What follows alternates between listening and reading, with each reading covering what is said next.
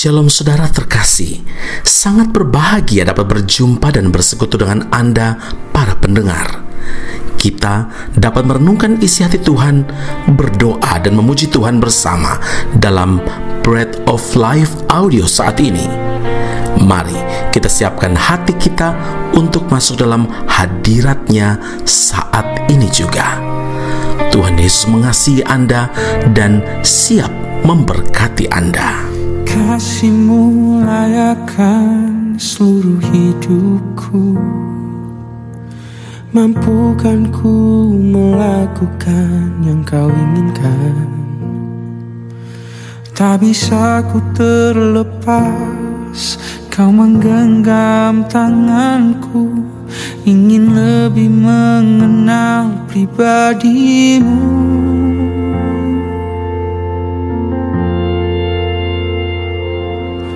Ku terhubung denganmu, selalu melekat di hatimu. Firman-Mu itulah dasar hidupku yang berdaulat atasku. Filipi 4 ayat 4. Bersukacitalah senantiasa dalam Tuhan. Sekali lagi kukatakan, bersukacitalah. Saudaraku yang terkasih, orang biasanya bersukacita ketika sedang berada dalam situasi yang baik, situasi yang menyenangkan. Tapi begitu keadaan berubah, berada dalam masalah, kesulitan atau situasi yang gawat dan tidak mengenakan, tidak memberi kenyamanan, rasa sukacita pun seketika itu runtuh, hilang entah kemana. Yang ada tinggal rasa sedih, rasa kecewa, marah, muram, dan juga frustasi. Rasul Paulus menulis kitab ini ketika sedang dalam keadaan tidak baik, saudara, berada di dalam penjara ketika Rasul Paulus menulis kitab Filipi ini. Ia mengalami perlakuan yang tidak adil karena dimasukkan ke penjara tanpa berbuat kejahatan. Sesungguhnya Paulus punya alasan kecewa, punya alasan untuk bersedih, untuk protes, untuk komplain, untuk marah, untuk jengkel. Tetapi hal itu tidak dilakukannya karena Paulus tahu bahwa konsekuensi yang harus diterima dia sebagai pemberita Injil. Penderitaan tidak menghalanginya untuk tetap melayani Tuhan. Filipi 1 ayat 21, karena bagiku hidup adalah Kristus dan mati adalah keuntungan. Saudaraku, Rasul Paulus mengajarkan umat Tuhan untuk tetap bersukacita sekalipun dalam penderitaan, sekalipun dalam penderitaan dan berjerih lelah dalam melayani. Mengapa demikian? Menurut penelitian, jika orang mudah marah, cemas, takut, tertekan, maka otaknya segera mengeluarkan noradrenalin, yaitu hormon yang sangat beracun yang dapat membuatnya mudah sakit dan cepat tua, saudara. Sebaliknya, jika seseorang menghadapi segala sesuatu dengan sikap positif, otaknya akan mengeluarkan hormon beta endorfin yang memperkuat daya tahan tubuh atau imun tubuhnya, menjaga sel otak tetap muda melawan penuaan, menurunkan agresivitas dalam hubungannya dengan sesama, meningkatkan semangat, meningkatkan daya tahan dan juga kreativiti diri. Jadi saudara, Tuhan tahu benar bagian mana dari diri manusia yang harus dikembangkan.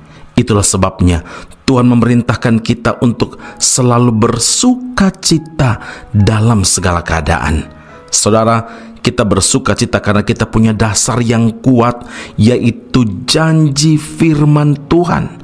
Ratapan 3 ayat yang ke-25. Tuhan adalah baik bagi orang yang berharap kepadanya, bagi jiwa yang mencari Dia. Karena itu jangan fokus pada besarnya masalah, jangan fokus pada situasi yang ada di sekeliling kita, tapi arahkanlah mata kita kepada Tuhan yang berjanji takkan membiarkan kita dan meninggalkan kita. Jaminan Tuhan inilah yang akan memampukan kita untuk tetap bersukacita di dalam segala keadaan. Amin. Mari kita berdoa. Bapa Surgawi, terima kasih Tuhan. Hari ini kami diteguhkan, dikuatkan dengan firman Allah. Masalah, cabaran hidup, tantangan boleh ada, bahkan penderitaan pun Tuhan izinkan kami alami. Tapi kami harus tetap bersukacita dalam segala keadaan, karena itu perintah Tuhan. Kami mungkin tidak mampu, tapi kami percaya Tuhan, ketika kami bersukacita, ketika kami mengarahkan pandangan mata kami kepada Tuhan, maka kami percaya ada kekuatan baru yang Tuhan anugerahkan bagi setiap kami yang selalu berfokus kepada kuasa, kebesaran, kasih Tuhan yang Tuhan pasti nyatakan kepada setiap orang yang berharap dan mengandalkan Tuhan. Karena janji Tuhan, Engkau tidak pernah membiarkan dan meninggalkan umat-Mu yang mengasihi akan Engkau. Puji, hormat, kemuliaan bagi Allah, Tuhan dan Juru Selamat kami. Kami telah berdoa dan mengucap syukur kepada Bapa di surga. Haleluya. Tuhan Yesus memberkati Anda. Sampai jumpa. Keep on growing and never give up. Di setiap musim dalam hidupku, Engkau selalu ada bersamaku. Kasih setiamu tak pernah berubah, dari dulu, sekarang, sampai selamanya. Tuhan, Kau mengerti